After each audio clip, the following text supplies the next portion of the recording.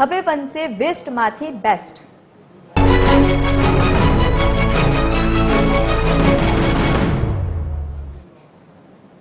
સમગ્ર ગુજરાતમાં સૌપ્રથમ વખત અમદાવાદ મહાનગરપાલિકાનો અનોખો પ્રયોગ સામે આવ્યો। ગાયના છાણમાંથી ઉત્પન્ન કરાશે બાયોગેસ। ઢોરવાડાની ગાયોના છાણમાંથી દરરોજ મળશે 100 કિલો બાયોગેસ। કઈ રીતે સમગ્ર પ્લાન્ટ કરશે કામ, ચાલો જાણીએ।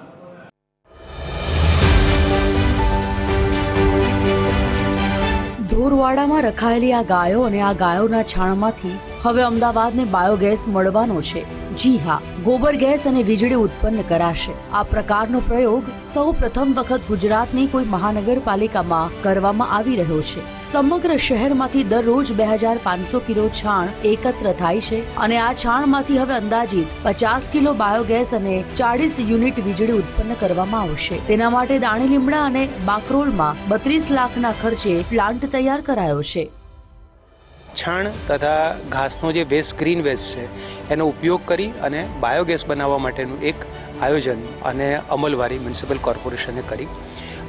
હાલ આની પ્રોજેક્ટ કોસ્ટ એ 32 લાખ રૂપિયા છે અને એમાંથી દૈનિક ધોરણે 1 ટન જેટલું છાણ અને એમાંથી ગ્રીન વેસ્ટ ઘાસચારો જે નીકળે છે એ એમાં ફીડ કરી અને બાયોગેસ બનાવવામાં આવશે।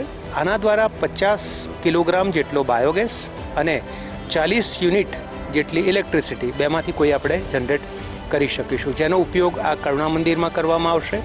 અને બાયોગેસનો જે ઉપયોગ છે એમાં કમ્યુનિટી કેન્ટીન, આવનારા લોકો, મુલાકાતીઓ, એમના માટે ચા કોફી નાસ્તાની કોઈ સારી સુવિધા ઉપલબ્ધ થાય, આ પ્રકારનું પણ આયોજન મ્યુનિસિપલ કોર્પોરેશને વિચારેલું છે।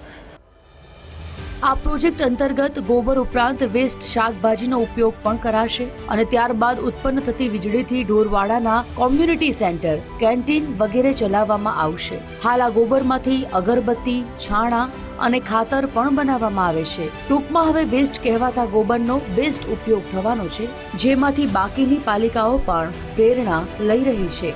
કેમેરામેન હેમંત ગાયકવાડ સાથે મોનિકા આહિર, TV 13 ગુજરાતી, અમદાવાદ।